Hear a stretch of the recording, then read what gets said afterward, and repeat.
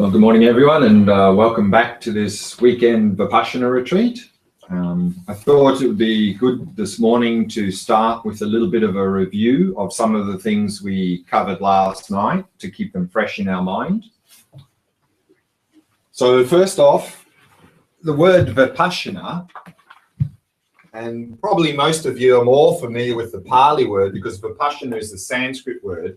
The Pali word is Vipassana. And in both of those words, we can divide it into two parts, the VI and then the Pashyana or Pasana. And the VI means higher or superior, and Pashyana or Pasana means to see. So Vipashyana is higher seeing, superior seeing. So this is often translated into English as insight or special insight. So of course, then what we're talking about in Vipashyana or Vipassana practice is gaining insight into the nature of reality. And of course, the reason that this is important from a Buddhist perspective is that, the source, underlying source of all of our mental afflictions and suffering is our fundamental ignorance, our distorted view of reality.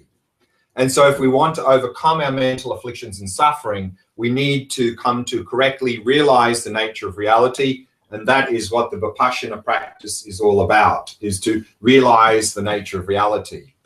So in the Vipassana training, we're looking at 5 steps.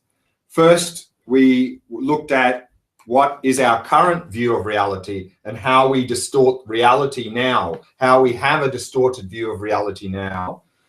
We also looked last night at how that distorted view of reality actually is the source of our mental afflictions and suffering. And this morning, we're going to start to look at how to establish the correct view of reality. And then, of course, on that basis, to meditate on that correct view of reality, to come to experience the nature of reality. And then tomorrow afternoon, we're going to look at how we can integrate this Vipassana practice into our daily life to take advantage of it.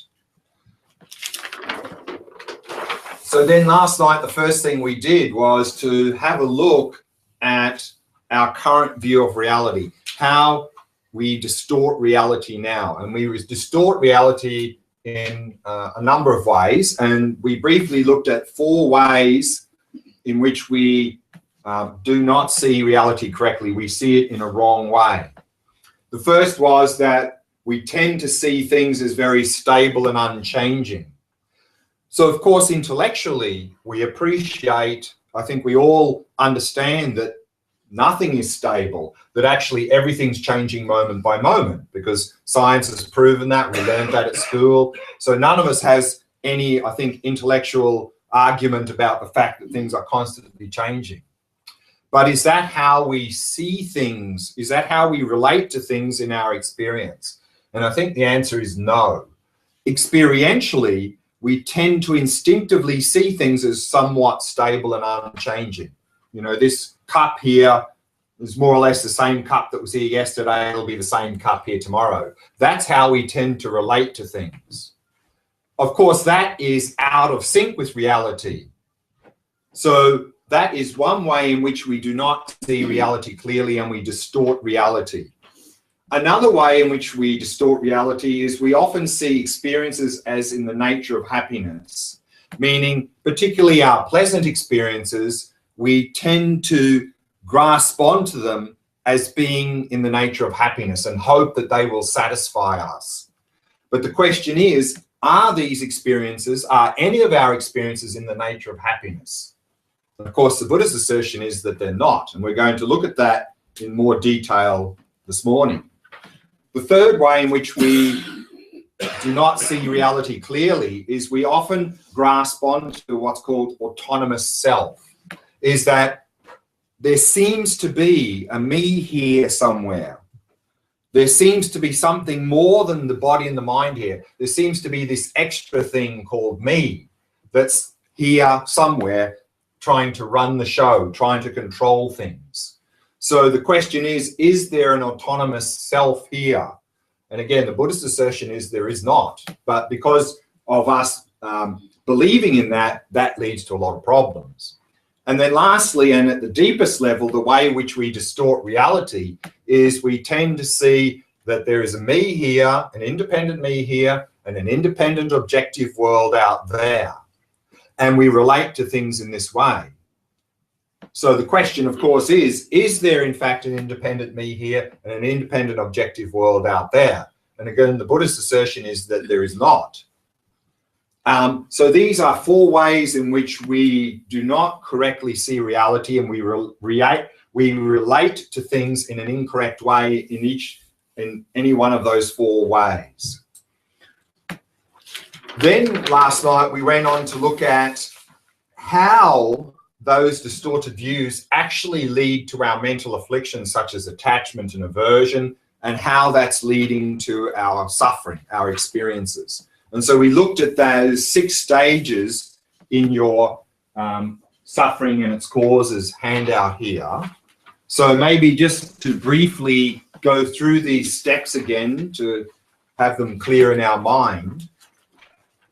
And here we are in particular looking at how this false view that there's an independent me here and an independent objective world out there, how that view of reality is leading to our mental afflictions and suffering. So remember, at the first step, we had what was called seed of ignorance. And here ignorance is this distorted view of reality. And in this case, this ignorance is this grasping onto and believing in independent me, independent world. And seed of ignorance here means the habit of doing that. And we've had the habit of doing that since we were born, and from a Buddhist perspective, well before that. And of course, whenever we look out on the world, everything appears to us to exist independent of us. And that is called mistaken dualistic appearance. There appears to be subject-object duality. And again, the Buddhist assertion is that there is no subject-object duality. So that appearance is mistaken. So we have this mistaken dualistic appearance. In fact, everything always appears to us in this way. And of course, we have the habit of believing these appearances. So we never question appearances because nothing appears to us in any other way. So we just instinctively accept these appearances and say, yes, there is a me here and an independent world there. So this is ignorance. And then, of course, whenever in every one of our experiences, we experience things as either being pleasant, unpleasant, or neutral. And that experience of things as being pleasant, unpleasant, or neutral is this mental factor of feeling. So remember, this word feeling in Buddhism doesn't mean emotion. It simply means the mental factor of experiencing things as either pleasant, unpleasant, or neutral. So when we have those experiences, together with this ignorant belief, we end up with this misconception. Because again, last night we used this example of the flowers over here. Let's say we're looking at these flowers and we're having a pleasant experience. That pleasant experience, together with the belief that those flowers are existing independent of us, will naturally lead us to assume there must be some attractive quality there that's causing my pleasant feeling. So we're going to see these flowers as inherently attractive. Or if I'm having an unpleasant experience, together with the belief that those flowers are existing independent of us, then naturally we're going to assume there must be some unattractive quality there that's causing my unpleasant experience. We'll see them as inherently unattractive. Or if we're having a neutral experience, to see them as inherently neutral. So this, again, from the Buddhist perspective, is a misconception.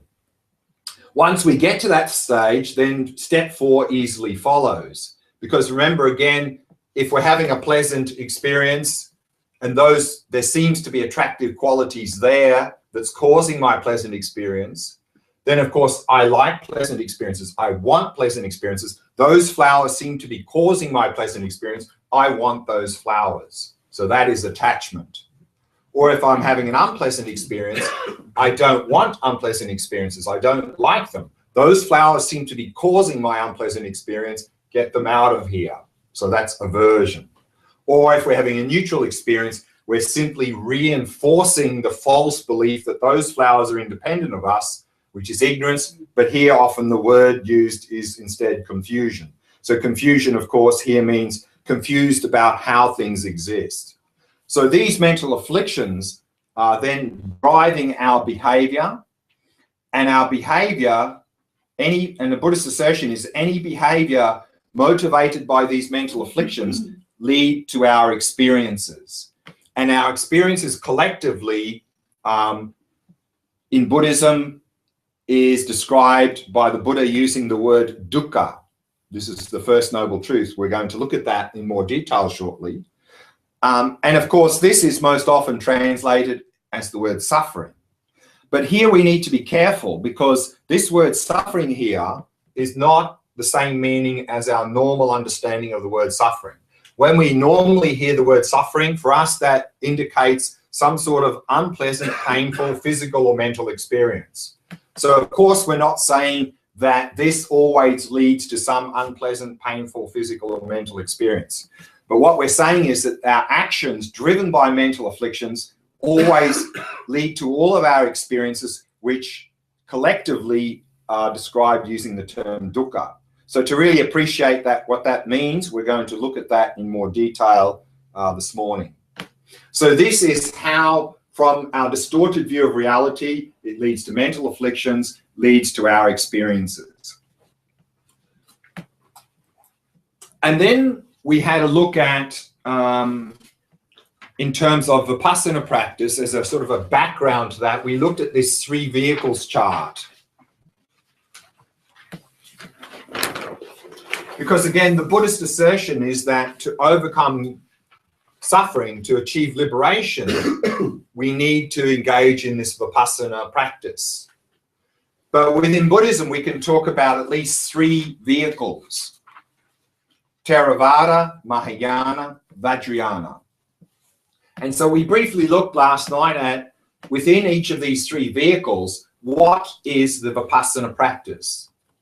So the foundation level of practice, the Theravada vehicle, which comes from the original Pali scriptures, which nowadays, of course, is Sri Lankan Buddhism, Burmese, Thai, Laos, Cambodia, and so forth.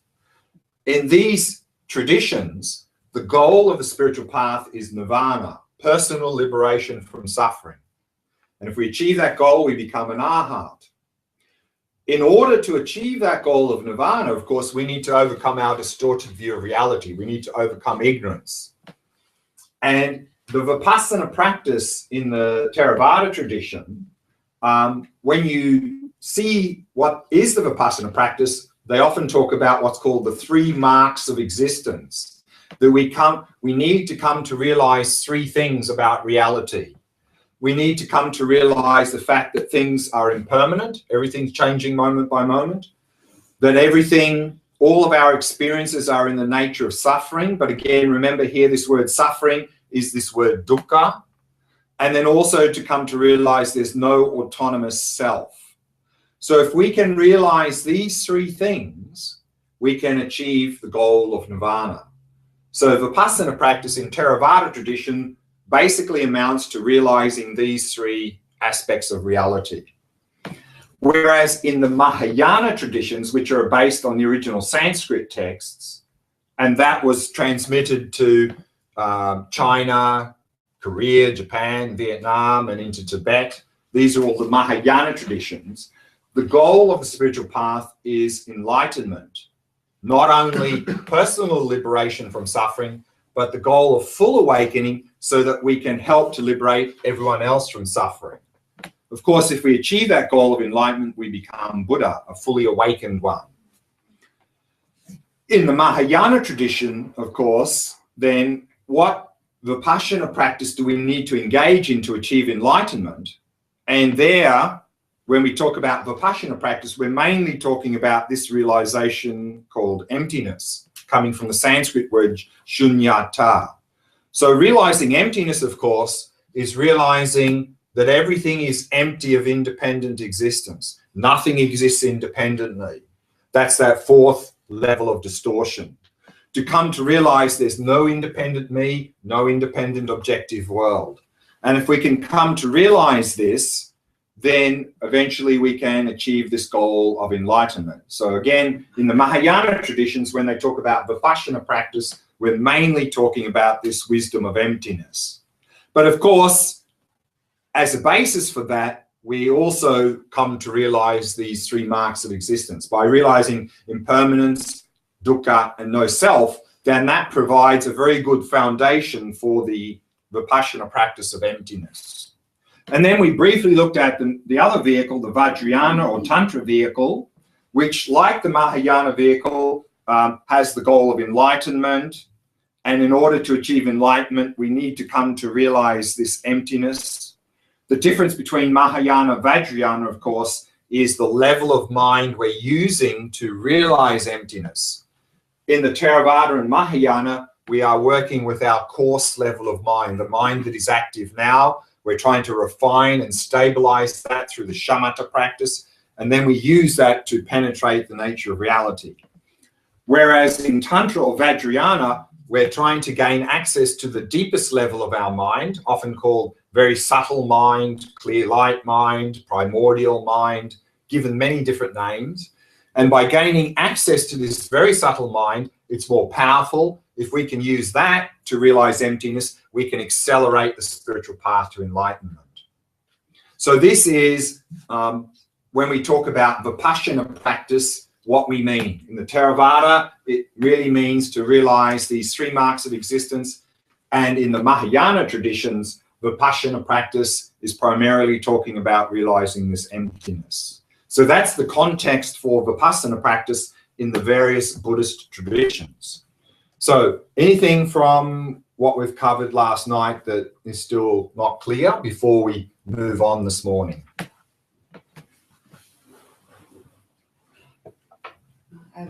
But I wasn't there last Sure. night. How do you access this clear mind in the Vajrayana tradition? Yeah. So in the Vajrayana tradition, we see here in the chart the two practices. It says generation stage and completion stage.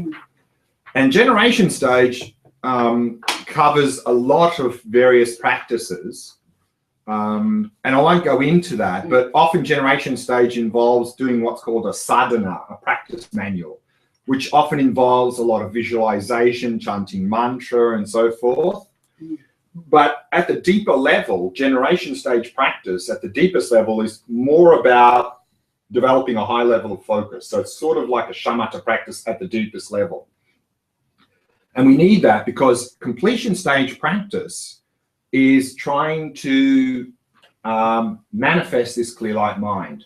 And generally in completion stage practice, that is done by manipulating subtle energies in the body, by withdrawing all the subtle energies into the central channel, causing all the subtle energies to come to the heart chakra, and thereby opening the heart chakra, and thereby this very subtle clear light mind becoming active. So generation stage, completion stage practice is that sort of work.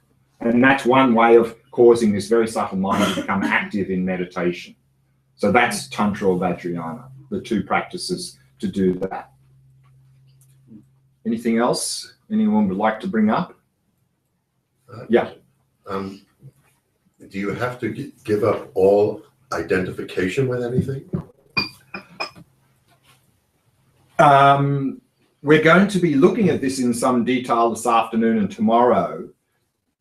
It depends a little bit what you mean by identification. In one sense, we can say that identification is the problem, is that wrongly identifying ourselves with things that are not us is the problem. What that means, we're going to look at in detail. But what we need to be careful of when we say don't identify with things, we're not saying to cut from things. See, we tend to fall into two extremes with anything. We either tend to identify with that or we cut from it. We suppress it or push it away. So they're the two extremes that we sort of oscillate from. So when we say don't identify, we're not talking about somehow separating and distancing and cutting. That's the other extreme. So yes, identification is the problem, but that doesn't mean to cut and disown and suppress. So what it really means, we're going to, of course, is one of the main topics for this afternoon and tomorrow. And the very simple answer, of course, is that here in this context, the main problem is identifying ourselves with our body and our mind. That, you know, we tend to identify ourselves as being some aspect of the body and the mind. And that is a false view of reality, and we'll see why that is the case in this morning and this afternoon. But of course, we identify with all sorts of other things as well. Yeah. But if you see everything as potential, if you see that flower, for me, it can be, I was beaten by roses in my childhood, so I had aversion. And for another person, he sees as love. So this thing is a potential to be whatever it is. It become a third person to see that reminds me about death somehow. So this flower have this potential of be anything to different persons. So if I see it as a potential with no inherent existence, it's a component of different things, then I can more easily identify myself with that. I mean, that's one way of approaching this in this way, and that's very similar to what we're going to be talking about later today. Okay, anything else? Okay, what I'd like to do now then is to start to look at how to establish the correct view of reality. And this morning we're going to focus on the Theravada level of the Vipassana practice, i.e. these 3 marks of existence.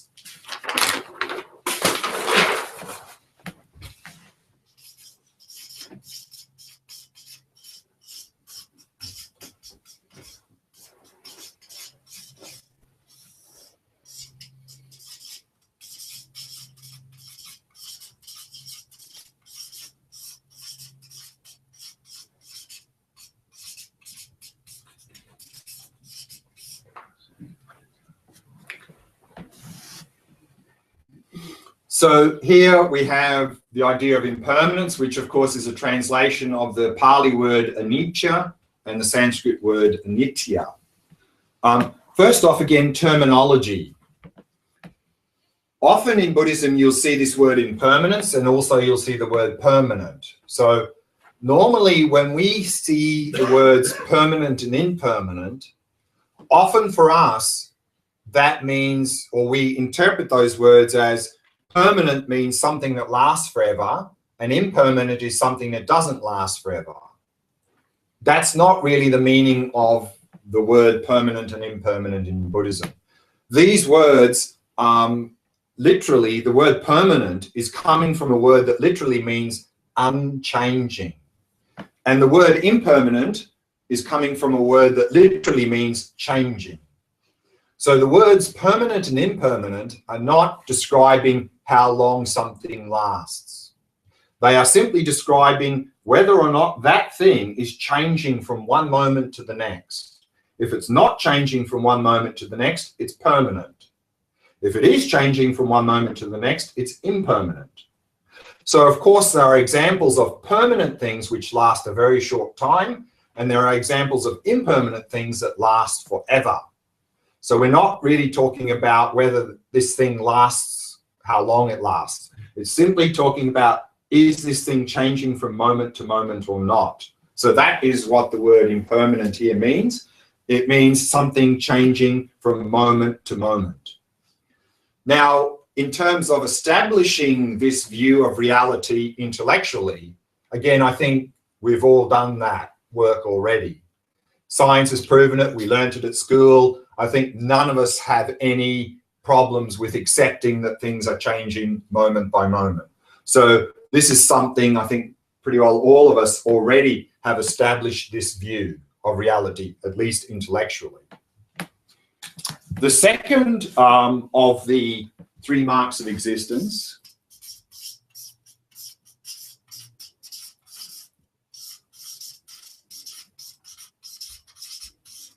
is a realization of suffering.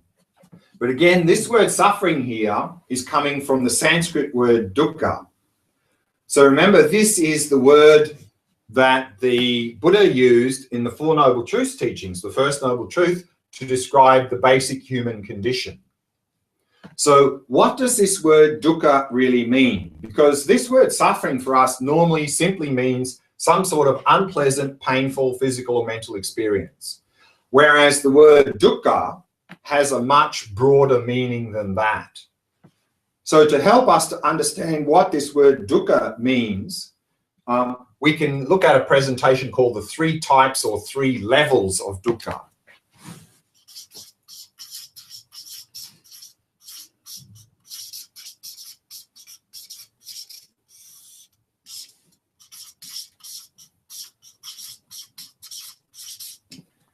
The first type or level of dukkha is actually the dukkha of suffering.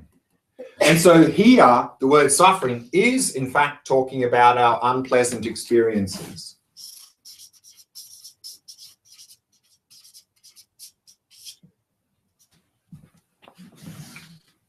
So that is certainly something that we can already relate to as being unsatisfactory, something that we would like to go beyond.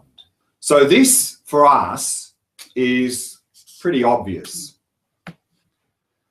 The second level of dukkha is called the dukkha of change.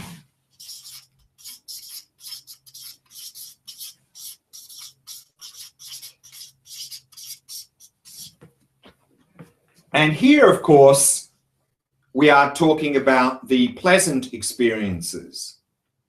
So why did the Buddha use the word change to describe our pleasant experiences? Of course, the very simple answer is because our pleasant experiences change, meaning they come to an end. Meaning that our pleasant experiences are stimulus-based experiences. When the stimulus finishes, the pleasant experience finishes as well.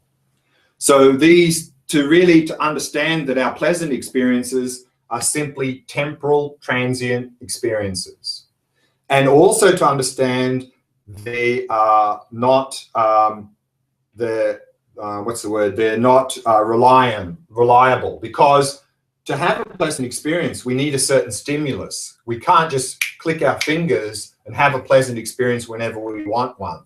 They require a certain stimulus to be there. If the stimulus is not there, no pleasant experiences. So they're unreliable in that way. But also to understand here that our pleasant experiences are not in the nature of happiness. Because if our pleasant experiences were in the nature of happiness, it would mean that the more we engaged in that pleasant experience, the more happy we should become. But we know from our own experience that often when we overindulge in pleasant experiences, we don't get more happy. In fact, we induce a lot of unnecessary suffering. And to highlight that, the classic example that's often given in the texts is that imagine you're sitting inside a room, it's quite cold. You look outside, it's nice and sunny. Of course, that's not the case today. But hypothetically, you look outside and it's nice and sunny outside and you go, oh, that's so nice and warm out there. So we go outside, sit in the sun and we go, oh, so nice, so beautiful, so warm. So the question is that experience of pleasure sitting in the warm sun, is that in the nature of happiness? If it was, it would mean the longer we sat in the sun, the more happy we should become. But we know from our own experience that's not the case, that if we sit too long in the sun, we maybe get too hot, get dehydrated, and then we actually start to get sunburnt and start to suffer. And then, of course, we look back in the room and go, oh, so nice and cool in there. And so we go back in the room. So what we can understand from this and similar examples is that pleasant experiences are not in the nature of happiness, that they are relative experiences. Relative to some other state, they're an improvement. But if we engage in that experience too much, they themselves often become suffering. So they are simply relative experiences. They're not in the nature of happiness.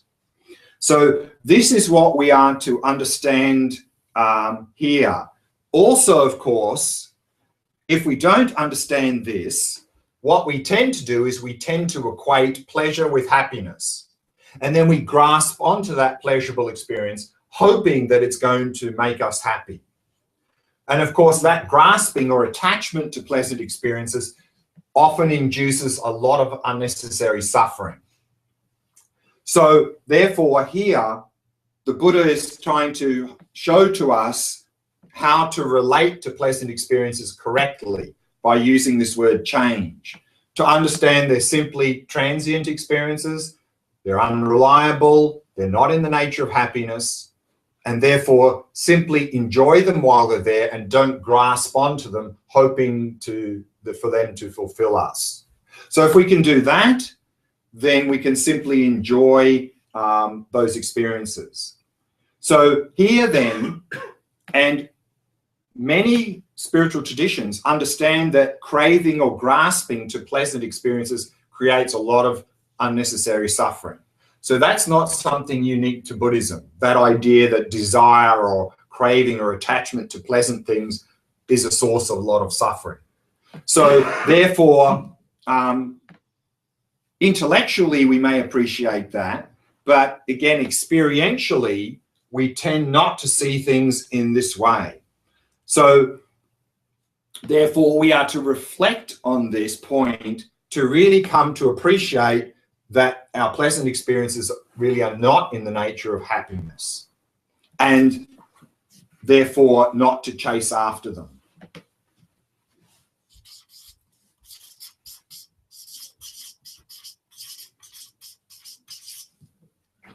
But at a deeper level, beneath both our pleasant and unpleasant experiences is what's called the dukkha, all-pervasive dukkha.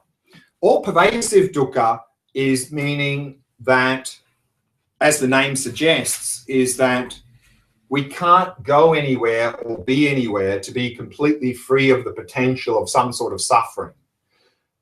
That there's always a potential for suffering to arise in our life. That is all-pervasive.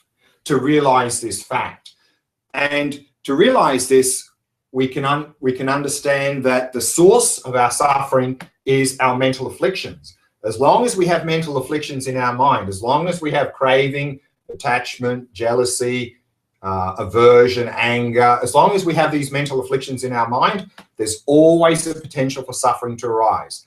A certain stimulus arises, we have suffering. So this is to understand the human condition of dukkha at the deepest level. So this is what the meaning of dukkha is, that we are stuck in this state of dukkha. To avoid this confusion by using the word suffering as a translation for that, sometimes translators translate dukkha as unsatisfactory. So how is our life unsatisfactory? Well, of course, unpleasant experiences are unsatisfactory because they're suffering. We don't like them. Pleasant experiences are unsatisfactory. Why? Because they'll never fulfill us and they're temporary, transient, unreliable. And at the deepest level, our life is unsatisfactory because there's always a potential for suffering to arise. So this is another word that is sometimes used for dukkha. So here, this 3 marks of existence is to come to realize this. To come to realize dukkha, that this is the state we find ourselves in. Because if we don't realize this, we're probably going to continue to look for happiness out there and just induce a lot of unnecessary suffering. By realizing dukkha, that will help us to develop the aspiration for liberation by understanding that the source of our suffering is in our mind. So this is an important part of Vipashyana practice, to realize dukkha. And then at the third level, the third mark of existence rather,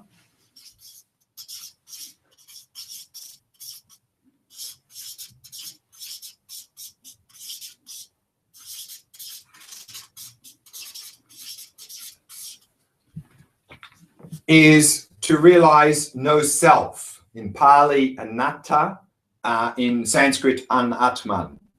So what do we mean here by no self? So again, now we tend to have this view that there's a me here, and this me is to be found somewhere here, and this me seems to be more something extra than merely the body and the mind. And we have this in our language. You know, we often say, I have a body, I have a mind, as if there's this third thing, this me, that's separate, that has a body and has a mind.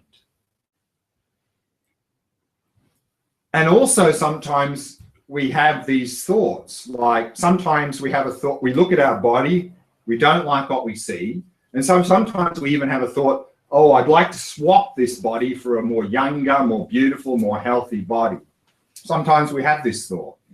And then sometimes we look at the state of our mind and it's a mess. And so sometimes we even have the thought, oh, I'd like to swap this mind for a more intelligent, more kind, more loving mind. So we have these thoughts, but where is the me that could do that swap? Because if we swap this body and mind out, what's left over? Is there anything more than the body and the mind here? So again, intellectually, we may appreciate that there isn't, but again, that's not how we see ourselves. Experientially, we grasp onto self. We believe there's a self here, that there is something more than the body and the mind here. And so this mark of existence is to come to realize there's no self. But of course, we're not saying here, no me. There is no Buddhist tradition that says there's no me. What we're looking at here is how we see ourselves as a person. And the assertion now is that we overinflate the sense of me. We grasp onto self, that there's this solid, substantial, autonomous me here. That's a false sense of self. We need to realize there's no such self. So that is the third mark of existence. And in the Vipassana practice in the Theravada tradition, if we can realize this no self, we can achieve the goal of nirvana. So these are the three insights we are trying to cultivate in the Theravada tradition when we talk about Vipassana practice. Any questions about any of those three?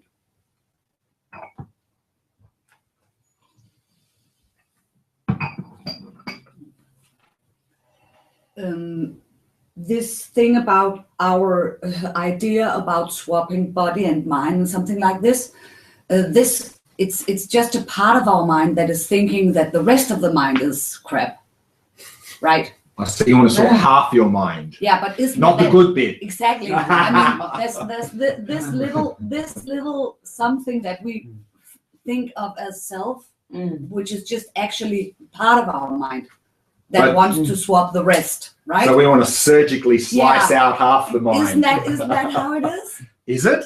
I don't know. I mean, if this thought is not the I, right, then it must be part of the mind. Right. But when you say I have a mind, yeah, it's like just this little tiny part of me that's just registering. Oh, right. But and looking at all this mind, right. Mind. But here, just to be very clear and logical, either you are the mind or you have a mind. You can't be something and have it at the same time. But that's what it feels like. But don't you instinctively feel and say, I have a mind? Yes, exactly. Right. If that's the case, then you can't be the mind. No, I know, but I'm talking about that if self doesn't exist, then what we consider self must be part of mind. But we are able to sort of step back from a part of our mind and look at it as something we would like to change or swap. Right, but and the thing that is doing that is just also a part of mind, right? Ah. Isn't it? Right, but see, the thing is here, we're talking about how we instinctively see ourselves.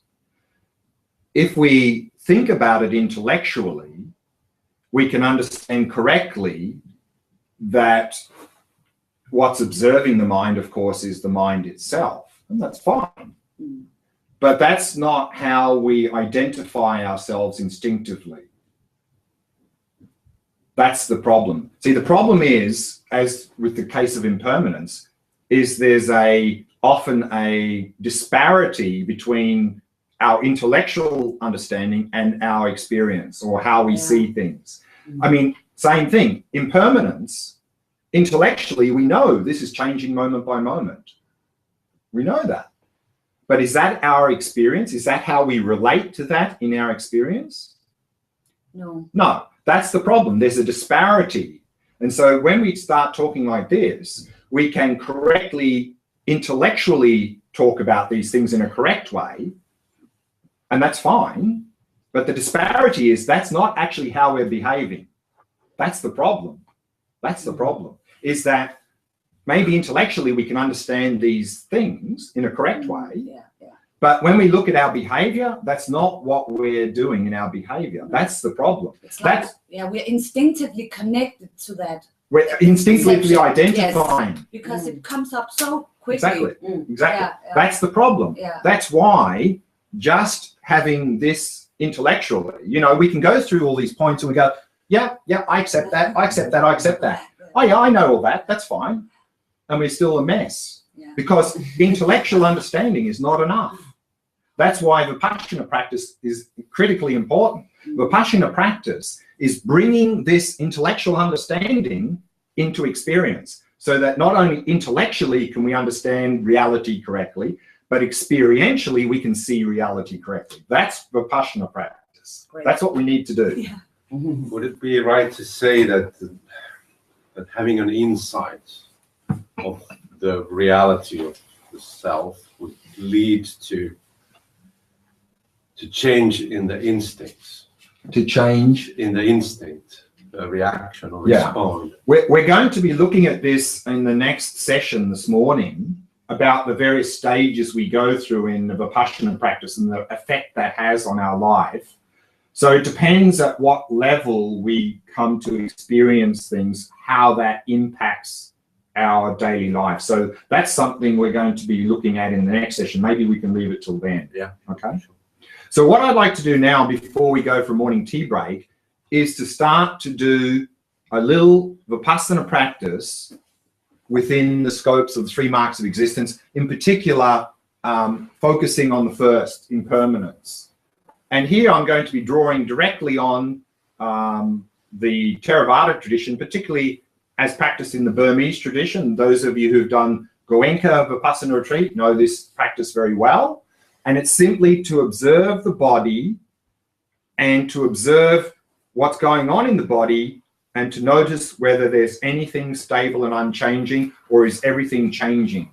So it basically involves body scan, scanning the body to see what is our experience of the body and what is going on in the body. Is there anything there that is stable and unchanging, or is everything constantly changing? So that's the Vipassana practice we're going to do now. That's a good question. Can you ever trust your own perception?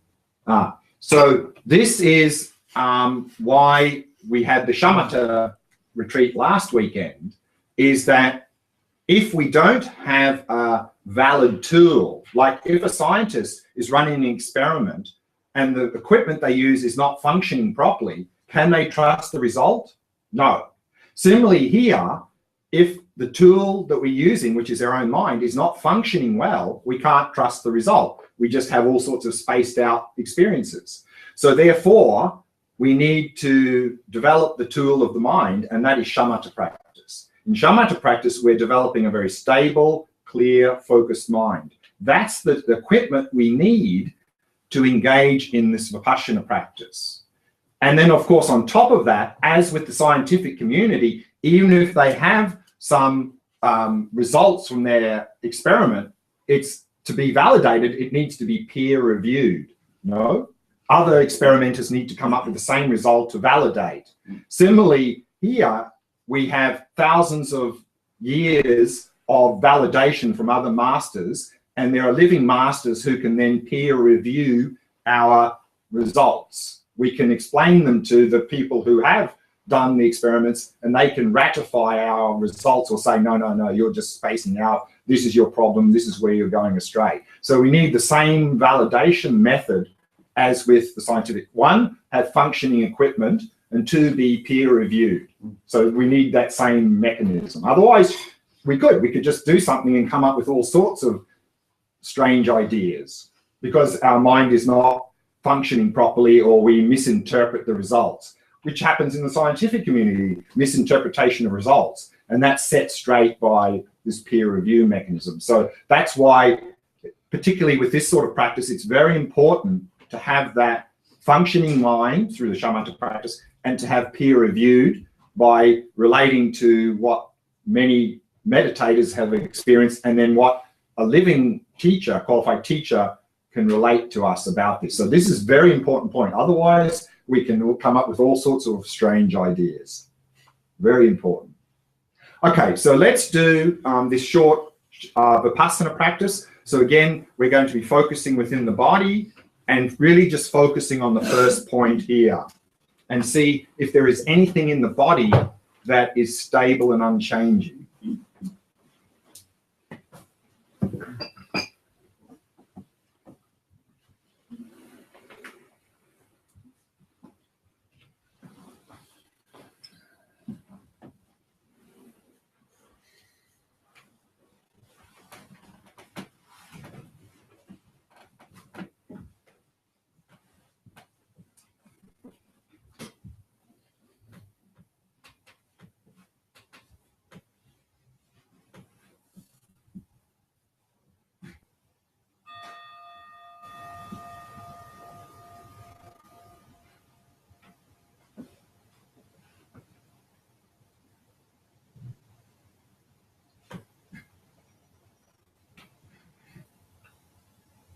So as always, we begin by preparing the body,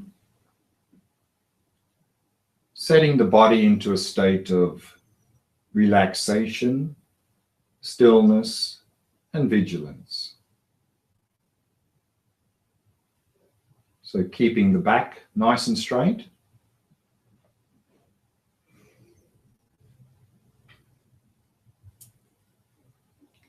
And using the out breath to relax and release any tightness or tension you may find in any part of the body.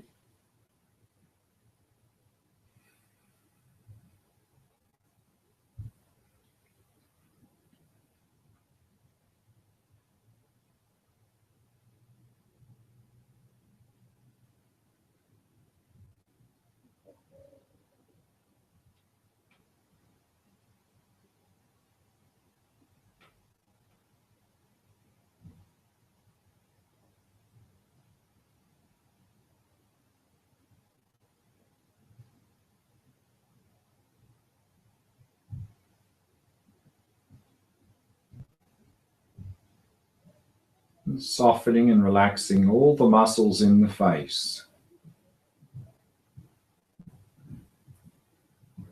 Paying particular attention to the area around the eyes.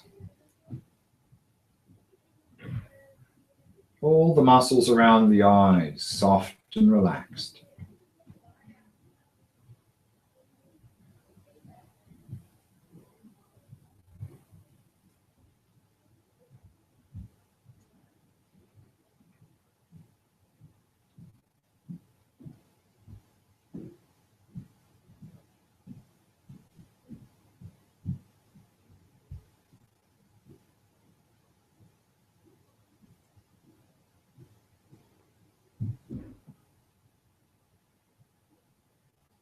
And then we can take 3 slow, deep breaths, maintaining awareness of sensations throughout the body as you breathe.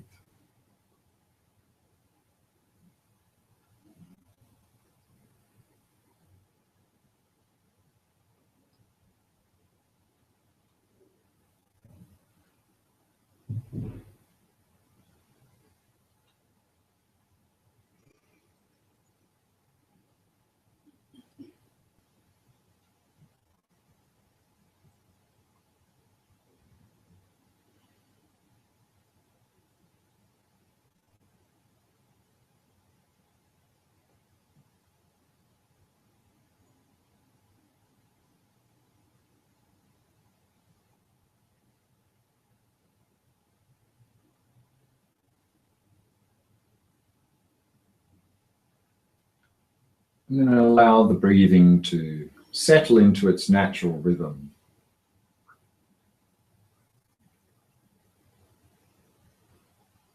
Allowing it to flow naturally and effortlessly.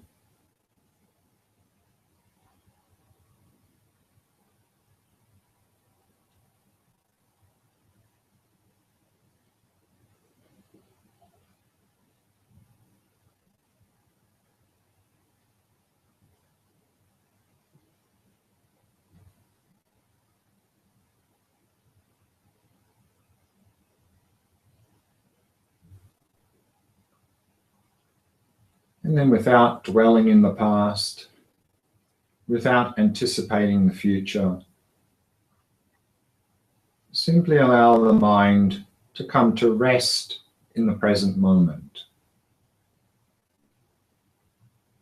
Simply focusing on the sensations of the breath throughout the body.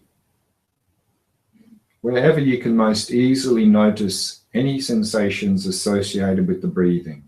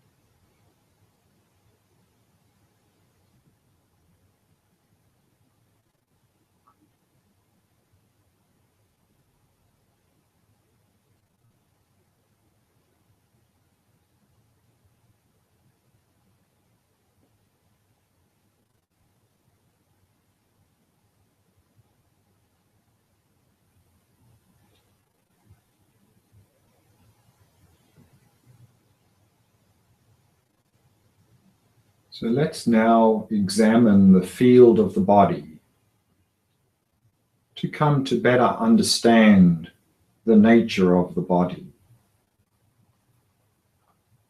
And we can do this by simply doing a body scan. So starting at the top of the head, simply become aware of any tactile sensations in that part of the body.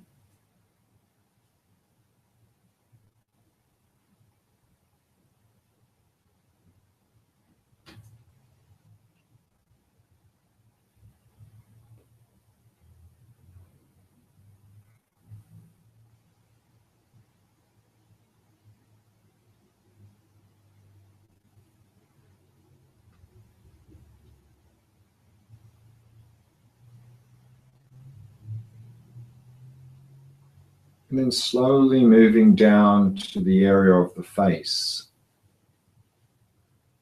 And simply observe any sensations that present themselves in that area.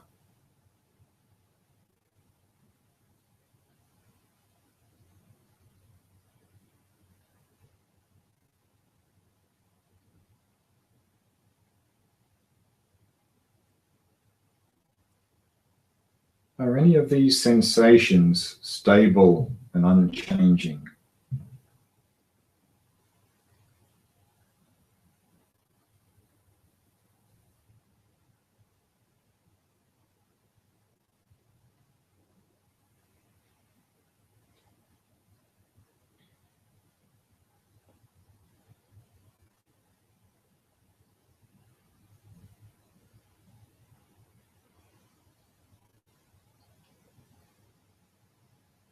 And then slowly move around to the back of the head. And notice any sensations in the area of the back of the head.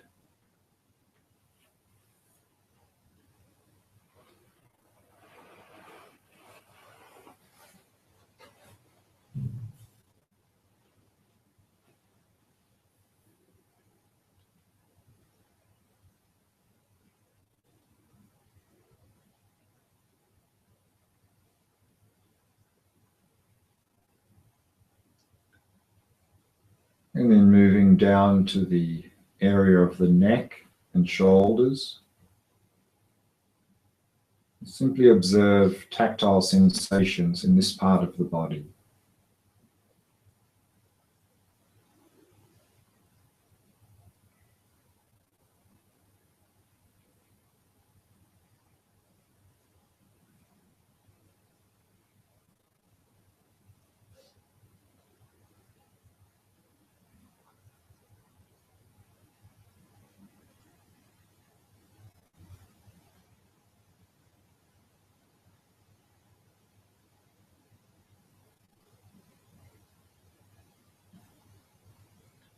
And then slowly moving down from the left shoulder to the left upper arm.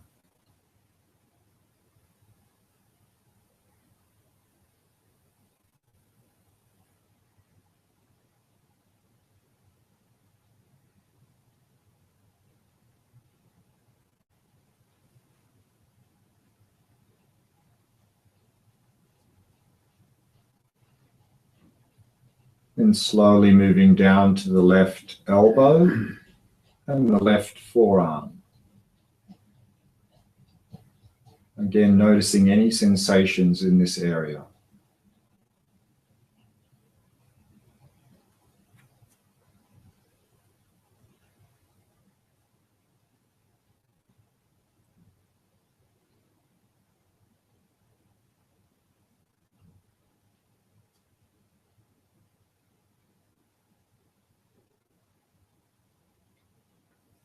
And moving down into the left hand, right down to the tips of the fingers.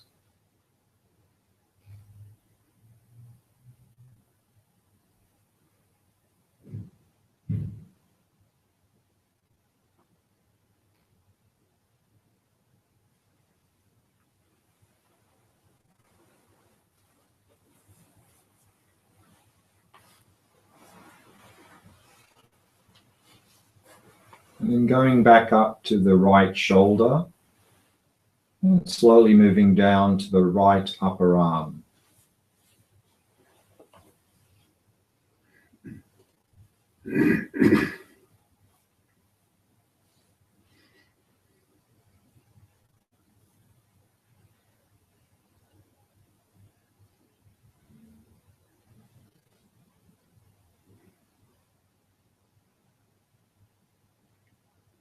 Moving down to the right elbow and the right forearm.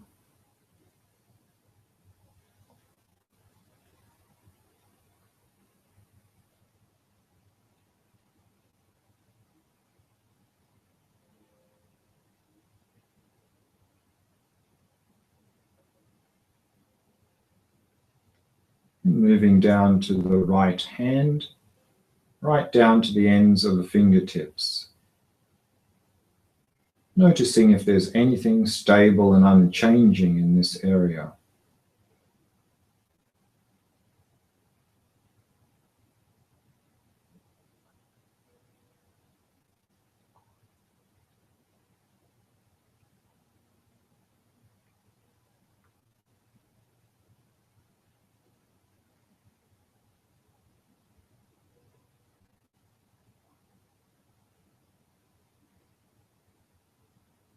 And then moving back up to the upper chest area. Focusing on any sensations in this area.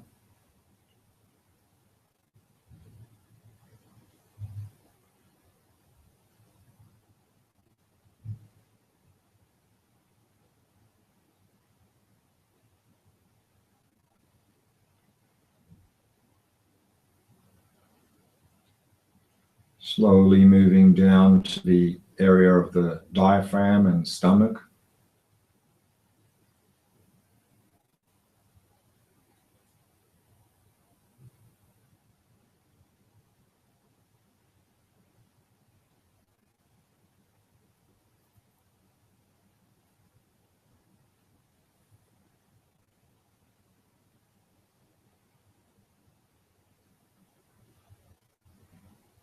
And down to the abdomen.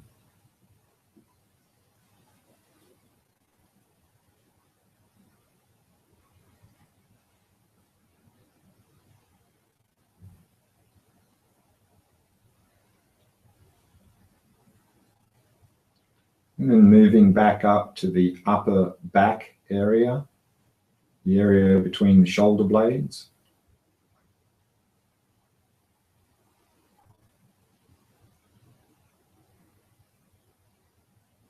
Observing whatever is arising in this area.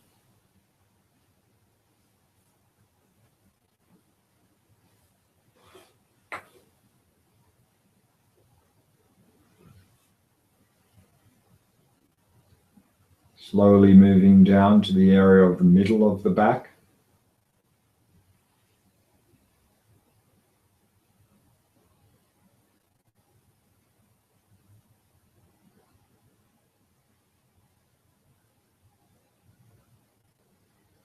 Slowly down to the lower back area.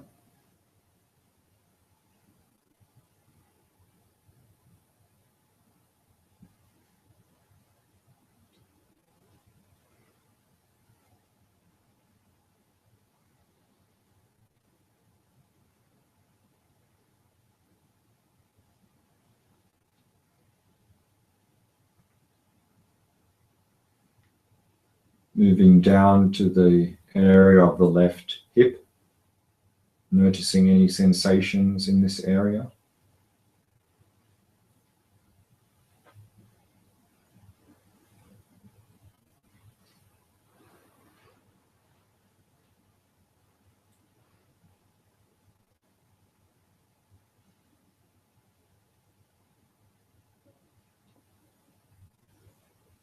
Moving slowly down to the left thigh.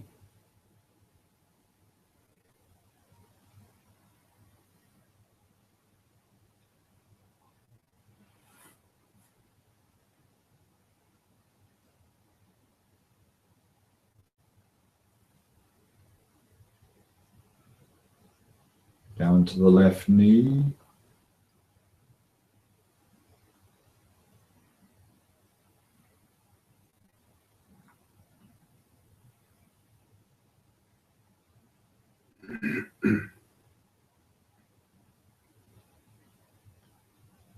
Moving slowly down to the left calf.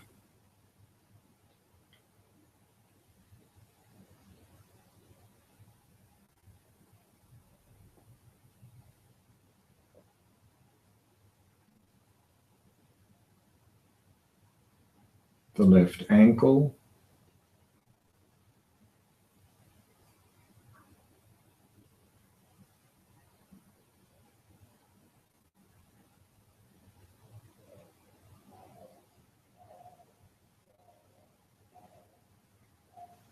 And down to the left foot.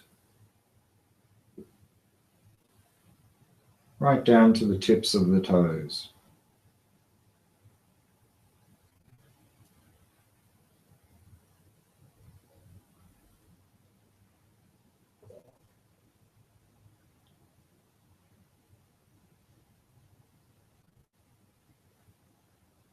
Moving back up to the right hip area.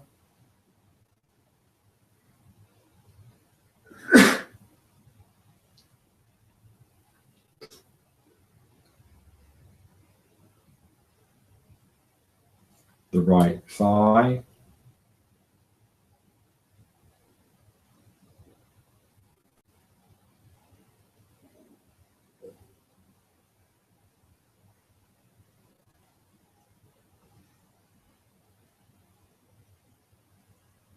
Down to the right knee.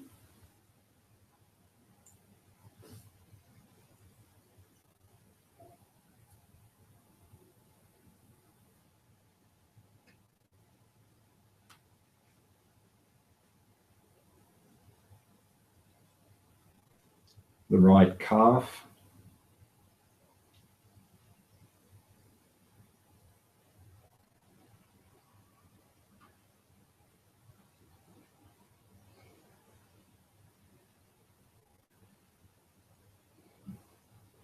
the right ankle,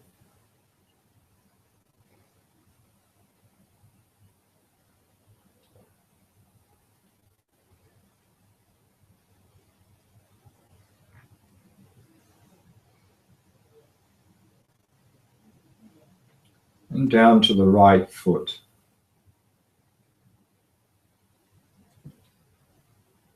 Right down to the tips of the toes.